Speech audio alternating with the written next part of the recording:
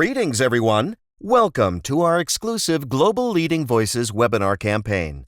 We are delighted to have you join us here today. Please be informed that if you have any questions during the presentation, you may type them into the question box in your control panel. The presenter will answer your questions at the end of the presentation accordingly. Now, without further ado, we will turn the time over to our presenter, who will begin shortly. Well, good afternoon, everyone. Welcome to this webinar, which is entitled Why Business Continuity is Failing in Our Complex Cyber World and How It Needs to Change. My name is Martin Caddick. I started in business continuity back at the time of the Millennium Bug when I worked for Fujitsu, and I led Fujitsu Consulting's European Year 2000 practice. I moved to Marsh, the insurance broker, in 2005 to rebuild their business continuity team, and I was then headhunted to create and develop a business continuity and resilience team for PwC, Pricewaterhouse, in the UK. So over the last couple of decades, I must have seen my teams deliver well over 1,000 business continuity projects for hundreds of businesses. And I've seen a lot of different variations of good and bad and a lot of change as well. In this talk, I'll be reflecting on all that experience and thinking about what isn't working and what needs to change to improve business continuity. I want to start by looking backwards rather than forwards. If you're going to try and change things for the better, you need to think about where we are now and how we got here. Theodore Roosevelt said, "The more you know about the past, the better prepared you are for the future." And what has happened in the past shapes people's attitudes and perceptions, and that is very true for business continuity. The pictures on this slide represent some of the events that have driven the development of business continuity. I'll be talking for about 10 minutes on this slide just to set your expectations. Let me flag up at the very outset of this just how reactive businesses and government are to disasters. This is not a good thing.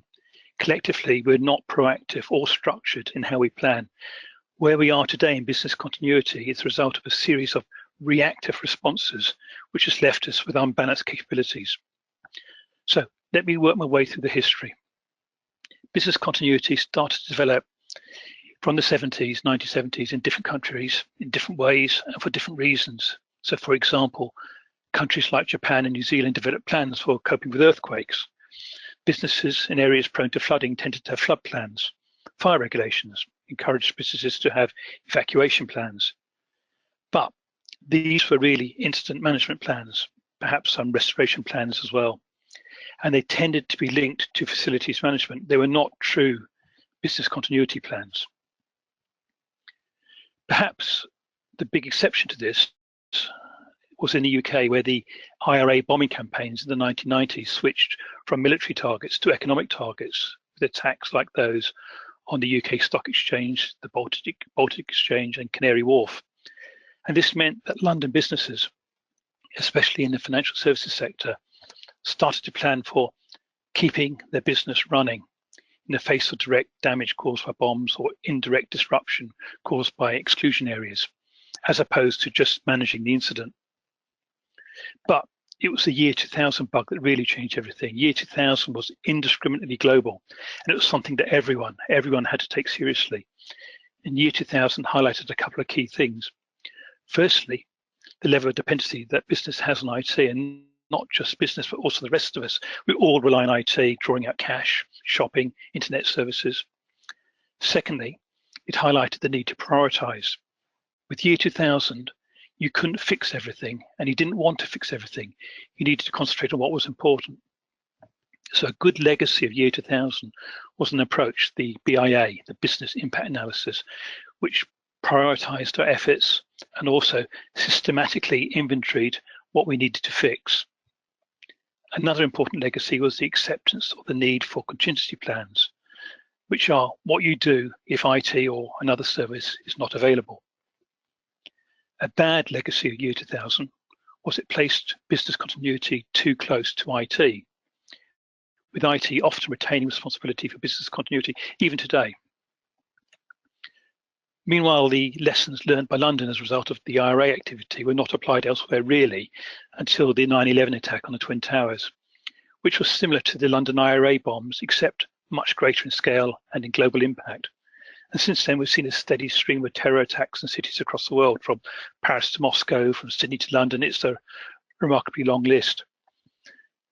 I think the impact of these attacks is that any business based in a large city will now recognize the need to have plans that cope with what we call denial of access situations, meaning they need plans for alternative locations of working at home. Plus, they have to plan to work alongside emergency services in their command and control structure. The next scares that changed business continuity were the bird flu scare of 2005 and the swine flu scare of 2009. These threats never materialized to the extent that we feared, but they did highlight to businesses that they rely just as much on people as they do on IT and on premises.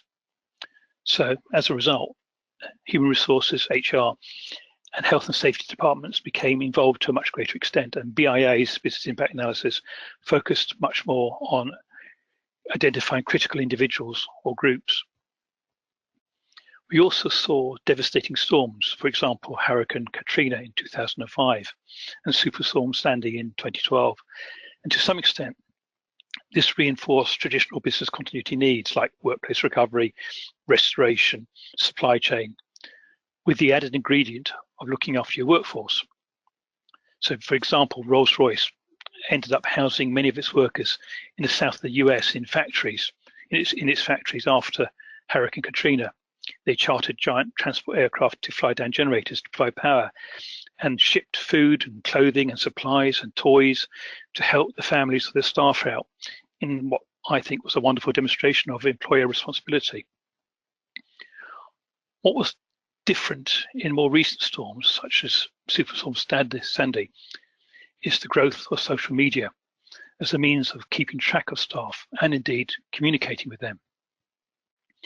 Many businesses found that Facebook and Twitter proved the best ways to check whether staff were okay and for making arrangements for them. But of course, the possible security and privacy implications of this had not been thought through. And in the aftermath of the storms, the more sensible businesses started to do so. And this reinforces the need for the involvement of HR again, now alongside security and communication staff. The financial crisis of 2008 presented business continuity with different challenges. Few leaders in the financial sector saw the crisis as being in any way related to business continuity, but the regulators certainly saw the crisis in terms of resilience. I know my contacts at the Bank of England were very worried that the failure of an institution such as Lehman's might cause a major sector-wide disruption. So regulation was introduced to ensure that operations that were critical to the sector were able to carry on their business, even if their parent businesses have failed. So this required recovery and resolution plans, or so-called living wills, to ensure this. The process that financial services businesses went through to build those plans was actually very similar to business continuity, and it could have benefited from business continuity expertise. But the work was usually done by teams set up to create the living wills, and they usually ignored the existing business continuity teams. And this is an example of a huge problem faced by business continuity professionals. We are not seen as strategic or high-powered, if indeed we're thought about at all. And the financial services sector today is still left with an unresolved situation, a situation where greater resilience necessitates a better, more joined up approach, and it's still a real concern in the minds of regulators. But the efforts to improve resilience are still seen too often in very operational terms. In other words, mainly in terms of IT and security and compliance, and not in more strategic terms like culture and decision-making, which is where the root problems may actually be.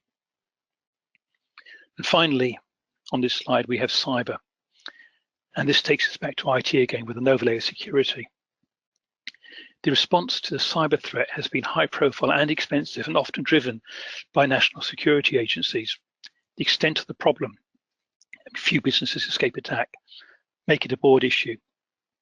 It's brought crisis management and communications to the fore and demonstrates how the executive response is critical. I mean, I've tracked share value of firms dealing with cyber crises. And you can clearly see how the share price of those firms is directly affected by the words and the actions of the leadership. And this is a useful lesson. But cyber distorts other forms of resilience. Once again, we risk overdeveloping one form of defense and missing other threats and other remedies that are not currently top of mind. Right.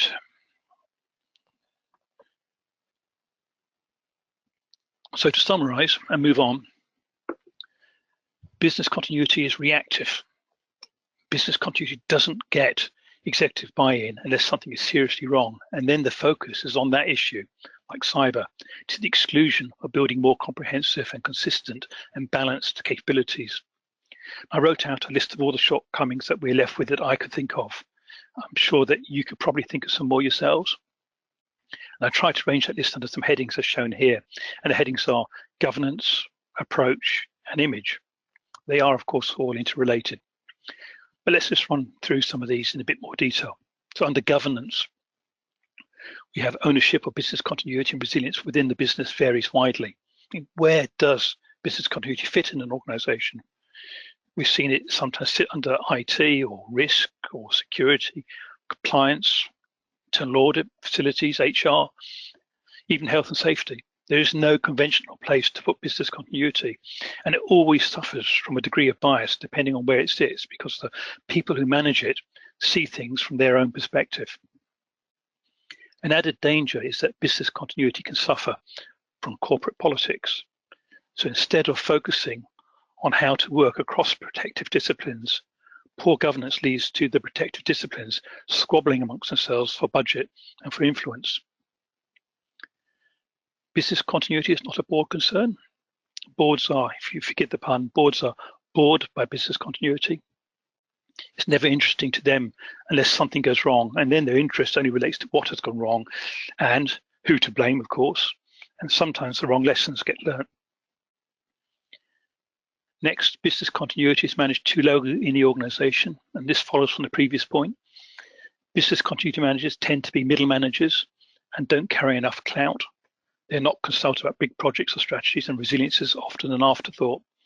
I remember one international retail client I worked for postponed a major SAP implementation at the last minute because they realized they had no business continuity or contingency plans should the implementation be delayed or fail. And had business continuity been included as part of the project risk assessments, that could have been avoided. Next, lack of consistent investment. Investment is patchy. Business continuity as a function is too vulnerable to cuts and redundancies because it can be viewed as non-essential. And expenditure tends to focus on specific issues that are top of mind, like cyber, like all the examples of the history of business continuity, rather than on creating an overall capability. The problems of governance, which I just talked about, are related to the problems of image, which are, firstly, business continuity is seen as a dull cottage industry. And this is, if we're honest about it, this is often our own fault, because we report on lots of detail and we report on progress rather than relating business continuity to the business.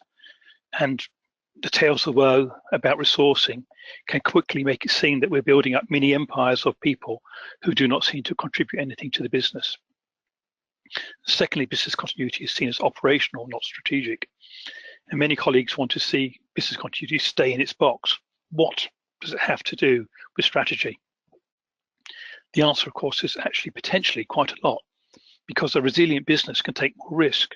And a good understanding of resilience means that you can make better business decisions and get greater rewards.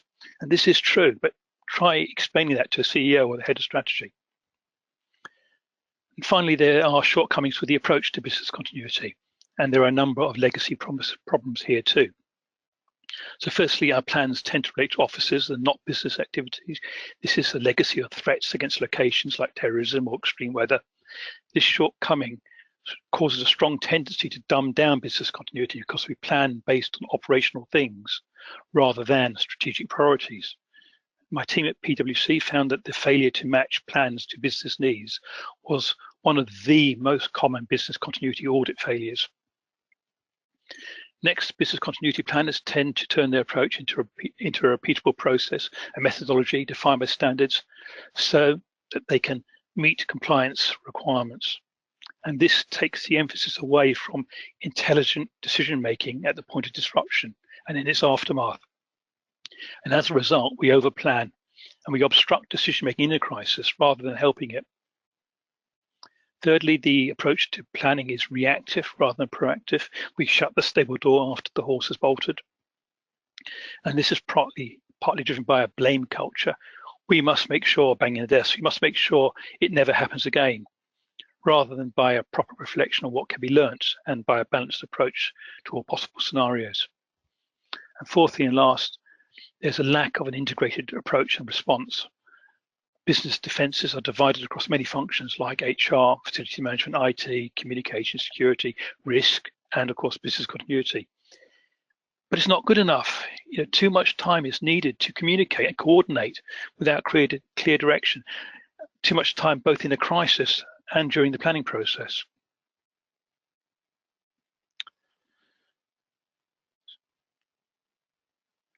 So there's a lot to contend with.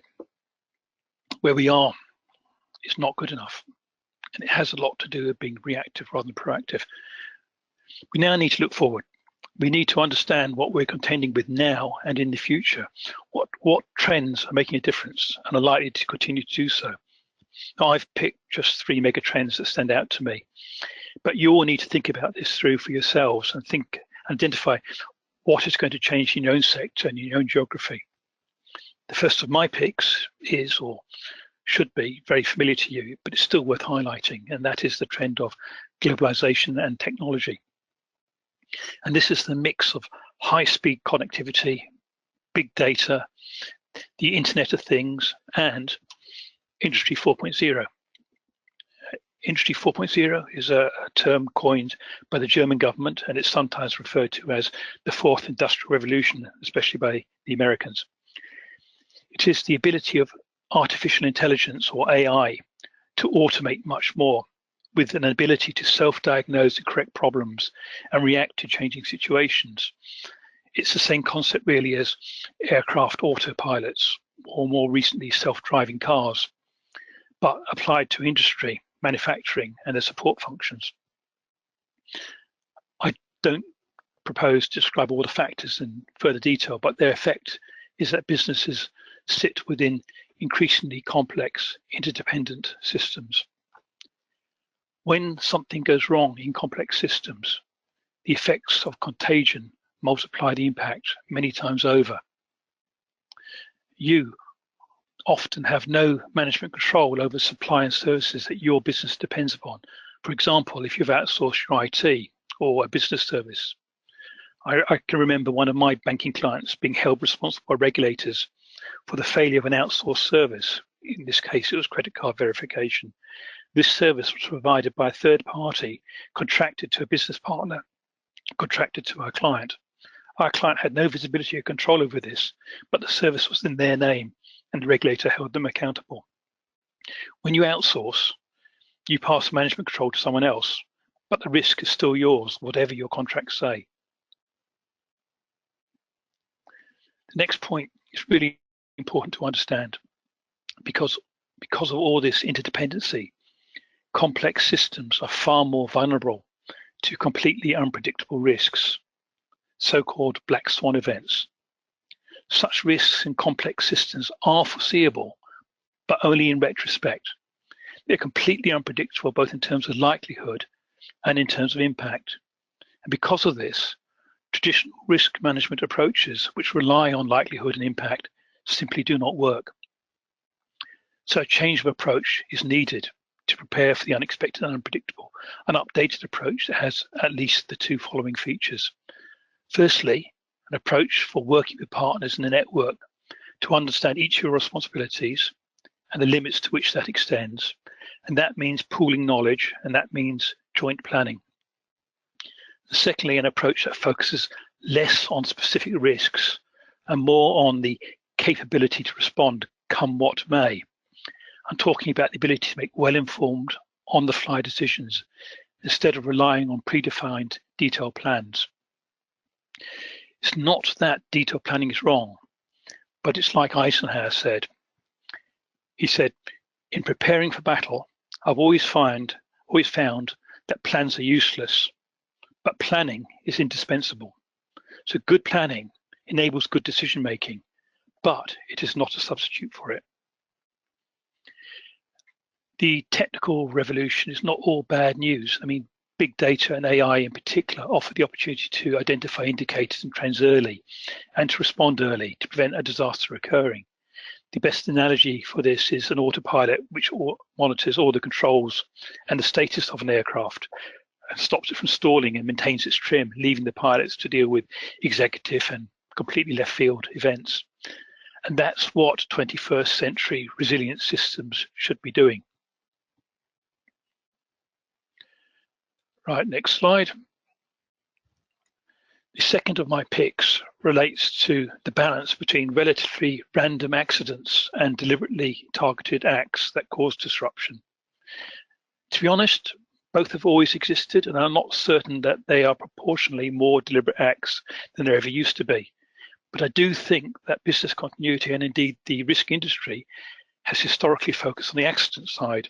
Floods, fires, IT failures, utility failures, these are all largely accidental and random, but collectively they are actually relatively predictable, both in terms of likelihood and impact. And the insurance industry covers these well. So without being complacent, because these are still very real threats, they are comparatively obvious, relatively predictable, and we have tried and tested responses. By contrast, the interconnectivity and technology we've just been talking about has attracted the interest of criminals, of activists, and even governments as opportunity to target specific businesses. This sort of disruption, by its very nature, is initially hidden from us, and it is designed to exploit weaknesses in our ability to recognize it and to respond. And these threats are therefore less predictable, and we have to find new ways to protect ourselves, to detect the attacks and to respond. The prescription for dealing with this, though, is the same as before, and that is, firstly, focus on the capability to respond, come what may. Secondly, work with your partners in the network, joint planning. And thirdly, the use of big data and AI to automate early warnings and response.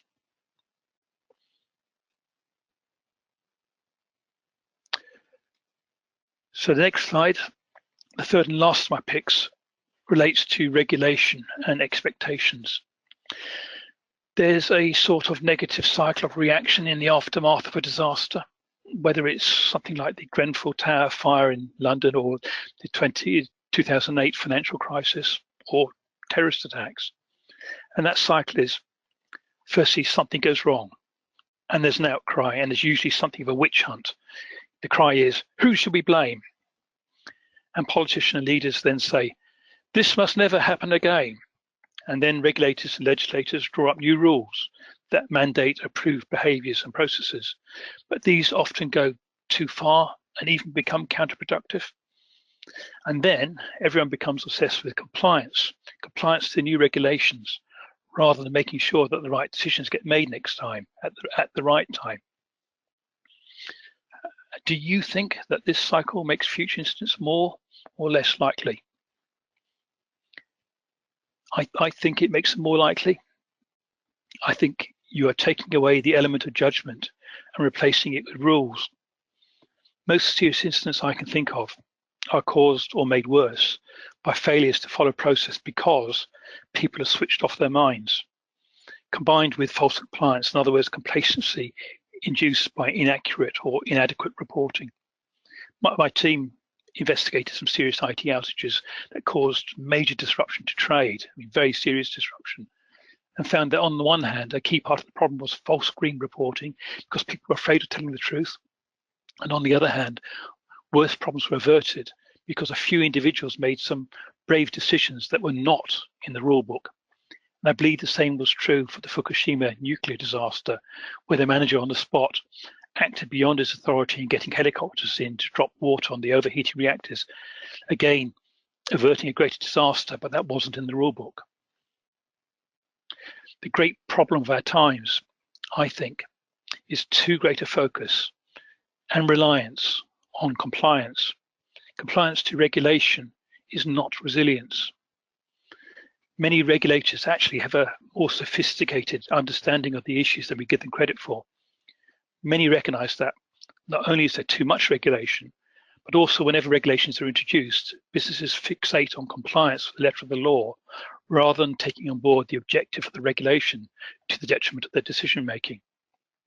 So some regulators have settled on a question-led approach rather than explicit regulation. They try to drive accountability and thoughtfulness by requiring the leadership of businesses to respond to questionnaires and then feeding back their commentary on to the leadership. But trying to guide our response this way is like trying to thread a needle wearing boxing gloves and welding goggles. Personally, I would recommend that you try and build a constructive dialogue with any relevant regulators and not see them as the enemy. We need to note the power of social media nowadays. It was initially perhaps an incredibly powerful way of exposing the truth. I welcomed it for that reason. But it is now an equally powerful tool for disinformation used to feed the fears and prejudices of the credulous, and it can work against you even if you've done nothing wrong. How this will evolve, I can't tell, but we need to understand that it acts as a multiplier in terms of impact. Regulation and legislation is often driven by public reaction, which evolves far more quickly and unpredictably now with social media. In general terms, the first time an incident happens, there's a degree of understanding and forgiveness for the public, an attitude of, there but for the grace of God go I. But if this is not the first time it has happened, that understanding can evaporate very quickly because expectations are higher. For example, BP faced far more criticism in the US after the Gulf drilling rig disaster because there have been previous fatal accidents in the Texas operations. And the criticism of the authorities after the Grenfell fire disaster, which was apparently caused by cladding, was much greater because previously there'd been a number of other high-profile and disastrous fires also attributed to cladding. And when you add malicious intent into the mix, like some of the Russian fake postings on Twitter following the Manchester bombing, you can get a very unpredictable and combustible situation which, when applied to a business, could quickly spiral out of control for you.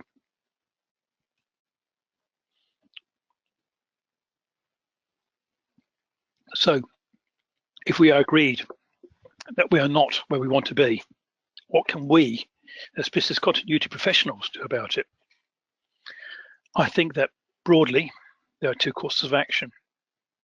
Firstly, if you believe that our role and influence is constrained and is going to stay that way, and that we will never have the opportunity to solve the bigger issues, and perhaps nor should we, then the question is how we can do what we already do better and in a more relevant way. Or secondly, if you believe that we can redefine our roles and persuade our leadership to redefine their approach, then what can we do that is different? So let's look, get the right side. Let's look at doing what we already do better. This is particularly for those of us who believe that business continuity professionals are not, nor will ever be, anything more than a specialized risk mitigation function. Those who believe that we just need to make sure that we play our part as well as we can. And bearing in mind everything we looked at before, I think there are 4 areas that we should be concentrating on. And these are planning for the unexpected, raising the profile of business continuity, working better with others, and getting our priorities right. In fact, this applies to everyone, not just to people who want to stick to traditional business continuity. So what do we actually need to do? So firstly, anticipate disruption better. We can do this by improving horizon scanning, which can be done by picking intelligent key indicators or by gathering intelligence from other departments who are likely to see emerging problems before we do, and also by taking time out to think about what's going on now and in the future, maybe by team brainstorming sessions, or better still, brainstorming with other departments and partners. Secondly, we can focus on building capability. Just following a process that ends up with detailed plans is not good enough. We depend on the capability of people to understand their roles in crises and who are able to make good decisions in crises. And this means training and exercises and using scenarios that are different and challenging assumptions. And this is more important than detailed plans. Next, we need to improve our reporting. Reports should be seen at the risk committee level at least. But to do that and to stay on their agenda, we need to make sure that our reports are relevant. We need to avoid excessive detail. The reports need to be relevant to business operations. And most of all, the reports must give a true picture of the ability of the business to withstand and recover from a crisis, rather than being some kind of program progress report. Talking about making reports relevant to the business, that means having conversations with the business, trying to understand their issues and challenges, and adapting our approach so that it's more relevant to them. The business is a great source of war stories as well, which we need to capture, including where business continuities help them. But we need to avoid scaremongering, which can work in the short term, but undermines your credibility in the longer term. During both year 2000 and the bird flu scares, the media seized on the very worst case scenarios, and people responded. And the worst case scenarios obviously didn't happen. And as a result, a great many people regard both threats as being largely false alarms, and they're mistrustful of anyone who sounds to them like another doom monger. Next, if you want to remain relevant to the business, then our priority is to build and maintain as good networks as you can and good working relationships in the firm, especially with areas of the business that may be called on at short notice in a crisis. Communications is an especially important area in view of what I've been saying about social media. On no account should you take on responsibility for building all the plans and keeping them up to date yourself. Quite apart from the impossible amount of work you end up with, this stops other people in the business from thinking about business continuity and internalizing it, which in turn means they don't recognize business continuity situations quickly enough when they arise. So instead, you need to aim to embed business continuity in their operational procedures where possible, making people accountable, making people responsible for and hold them accountable for their own business continuity. And finally, we need to get away from relying on department by department analysis. Use strategic business impact analysis, SBIAs, to understand the overarching business priorities based on client-related business processes and not parochial departmental priorities like reporting requirements or internal service level agreements. Make people think rather than fill in forms. So these are some ways to do what we do better and become better able to respond to unpredictable events. So now I want to look at doing things differently. And specifically, this is about raising and changing the role of business continuity professionals and taking on a broader, more strategic role. This is more of an evangelical path. And it's a path to follow if you already have influence with decision makers in the business, and a path to follow if you ever get the opportunity to influence the decision makers. And it may not be as difficult as it might initially appear, because the need to do this is what's driving the emergence of resilience as a theme in the market. But it is vital to understand that resilience is not just a rebadged form of business continuity, nor is resilience just about the various protective disciplines working together. It's worth reading the British Standard BS 65000 on organizational resilience, or getting the ISO standard 22316. The BS is perhaps a little more comprehensive than the ISO. The British Standard, is more comprehensive than the ISO, and it's aimed at informing decision makers. It's an educational document as much as anything else. The ISO is slightly narrower, but it does represent a consensus view from across the world on resilience, including US and China and everywhere. And it will be the de facto international document on the subject. There are, apologies, bear me a second.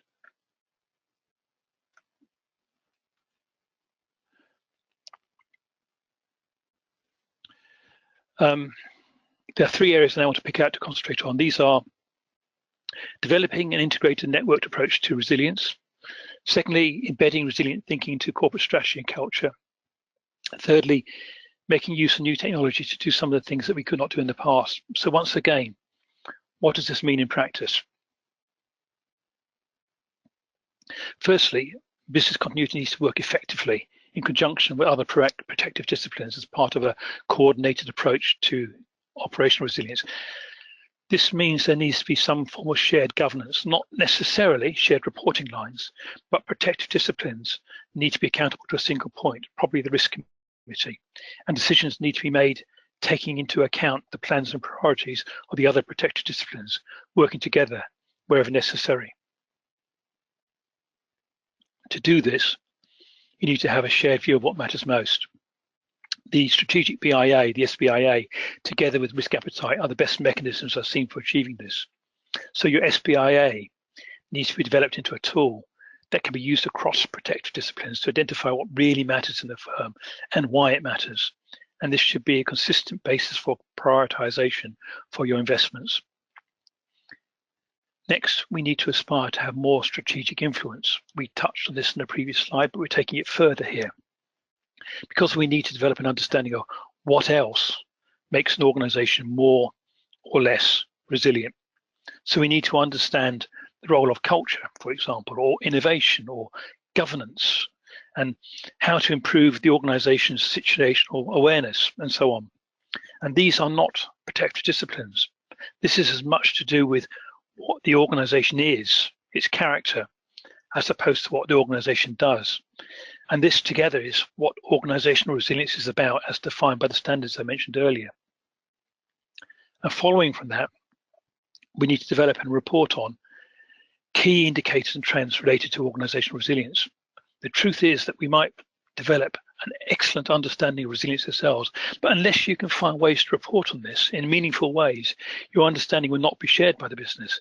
So perhaps the single most useful thing we can do is to have a meaningful resilience dashboard that we can share with the executive. Finally, to be quite honest, I'm very cynical about most business continuity tools that I've seen on the market. There's a real need for tools that capture and analyze all the data we collect, but the existing tools have a tendency to drive a specific way of working rather than fit in with the way that you need to work. And you often end up collecting a great deal of irrelevant data and not gathering enough useful information as opposed to data. And poor tools are a big factor in the dumbing down of business continuity. Personally, I don't think that the market for business continuity tools is big enough to justify the level of investment in product development that will make them truly useful. I suspect that over time, the so-called GRC tools, which support risk and compliance activities, will supersede existing specialized business continuity tools, but these will be no better. However, despite any cynicism that you or I might feel about tools, we shouldn't close our minds to the possibilities created by new technologies. They may be a factor in increasing our vulnerability, but they might also be used to our benefit. Emerging big data technology allows us to gather and analyze vast amounts of data that organizations collect. We know that buried in that data will be all sorts of indicators and trends that point to emerging threats and point to the general health and resilience of the business. And if we can apply artificial intelligence technology to this, we should not only be able to get some early warnings of emerging issues, but also to automate some preemptive actions that will help block or contain any damage. And I really think this could be a game changer. It's like my early analogy of an autopilot, which can automatically prevent, stores, and deal with situations and corrections that a pilot may never need to be aware of, but it leaves the pilots free to understand the big picture and fix meta problems. So I think I've covered a lot of ground. There's an awful lot for us to contend with, and it's clear to me that where we are is not good enough. I come back to the title of this webinar, Why Business Continuity is Failing in Our Complex Cyber World and How It Needs to Change. I do think that business continuity has, in fact, achieved a great deal. And if you believe that we keep on with what we've been working on, that we stay in our box, then there's still a lot more that we can do to improve. And that has a lot to do with being proactive, more proactive and less reactive. However, if we choose that path, we will be like insurance or health and safety. That is, although important and necessary, we will remain a backwater, a specialist area, rarely seen at the top table, and maybe that's okay. And to be honest, it's probably the path that most businesses will go down. But personally, I think that business continuity offers business much more than that, because uniquely business continuity looks across the whole business, and we try and determine what matters most and work out how to keep that going. And that makes it more than and different from health and safety or insurance or security or compliance for that matter. And I believe that the concept of resilience is an idea whose time has come. There is broad recognition in the market of a need to coordinate protective disciplines better and to address some of the things that makes us more resilient that are not to do with protective disciplines like culture and behavior. And if you believe that we can be more to the business, then that second path is the one to choose. We have the opportunity, I think, to play a leading part in making businesses more resilient, and I think we should take it. Well, thank you very much for listening to me. That wraps up the formal part of the presentation. I hope it was interesting and thought-provoking for you and makes you think about things for the future. We will have some time for some questions now, which Arden will pass through to me. If any of you have any follow-up questions, feel free to get in touch with me through LinkedIn afterwards. Arden. Thank you, Martin, for this great presentation. Before moving to the Q&A session, I want to inform you that PCB provides training and certification services for ISO 22301 Introduction, Foundation Lead Implementer, and Lead Auditor. A PCB certificate will exemplify your dedication in implementing and managing these processes and frameworks, and most importantly, you will be recognized worldwide. The first question is, you mentioned in one of your slides resilience standards. Do these then supersede the existing BCM standards like 22301? No, I don't think so. I think there's still a place for 22301, which is, I think it's a pretty good standard, and it encapsulates a great deal of common sense about business continuity. What you have to remember about 22301 is that it needs to be applied pragmatically and flexibly. There are many different approaches, and trying just one approach inflexibly would do more harm than good. And when that standard was written, the authors were laying down good practice, and they didn't intend it to be followed as slavishly. So good ISO auditors understand that, and they will accept deviations from the standard if they make good sense. But unfortunately, some auditors do have a rigid mindset, expect things to be laid out exactly as the standard prescribes. The organizational resilience standards like 22316 provide a framework above 22301, and indeed a framework above other relevant standards like those relating to security and risk, and they try and help these work better together, though more work needs to be done by the ISO to achieve that. So it doesn't supersede 22301, it adds to it, it's an umbrella over it. Okay, thank you, Martin. Now the next question is, where do you think the BCM or resilience team should sit in an organization? Well, that's a difficult one. The fact that it varies so much tells you there's no obvious answer to this question. It does vary from place to place, from time to time. It varies on circumstances. Personally, I have a short list of 3 or 4 places where I would look to put it ideally. One would be under risk management, especially if the risk management has some clout and isn't limited to keeping a risk register or just reporting risks, because both disciplines span the entire organization, and having a combined approach to risk and business continuity means that it's cheaper and more effective. Another place you can put it is under the CEO or COO function, under part of the executive office, which also gives it a role spanning the organization. But if you do that, you really need to try and combine business continuity with some other things like risk and security.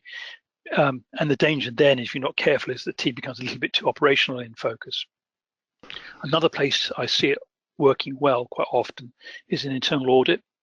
Again, because it spans the whole organization, and internal audit have teeth, because you have to address the findings of internal audit. So if you've got a negative business continuity finding, it has to be fixed.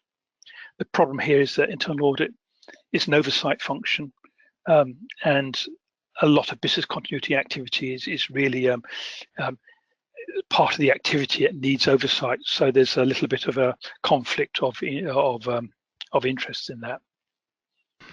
Thank you, Martin. Another question is, do we really need BCM or ORM and EP? Should BC really be encompassed within an integrated organizational resilience structure? You know, I think that we need business continuity, but not necessarily as a separate function. I think in an ideal world, business continuity is integrated as part of the day-to-day management process of the organization, the operational process of the organization. So when people make decisions day-to-day, they think about business continuity. The fact is, at the moment, they don't, because everyone's managing the operational problems that face them day-to-day. So we need some kind of catalytic effect within the organization. You need a business continuity department to act as a catalyst. If we were doing our jobs perfectly well, then we'll be making ourselves redundant. I'm not sure if that's an advert for working in BCM or not, though. Okay, thank you. Now, because of the time limitation, we'll only answer one more question, and the rest of the questions will be answered by email by Mr. Martin. The last question is, if you were a new head of BCM, what would be the first thing that you would do if you were following your own advice? Good question. That depends on circumstances and what I thought was achievable. Ideally, I'd want to try and define and measure resilience in the business and to be able to report that to the board, because that gives you that broad platform that I'm arguing for. But if that's too hard, then I'd go for getting strategic BIAs done as well as possible so that we have a proper handle on business priorities. I'd also make a point of proactively trying to build better working relationships with the other protected disciplines. And I'd make sure that our exercising program was as good as it can be, because exercises improve awareness and encourage debate, particularly top table exercises. It's really about winning hearts and minds. Thank you, Martin, once again for this very informative presentation, and thank you everyone for attending today's webinar. I would like to let you know that this webinar will be recorded and posted on our website and also on our YouTube channel together with the slides of the presentation. For more information, please visit our website www.pcb.com. Thank you all and have a great day.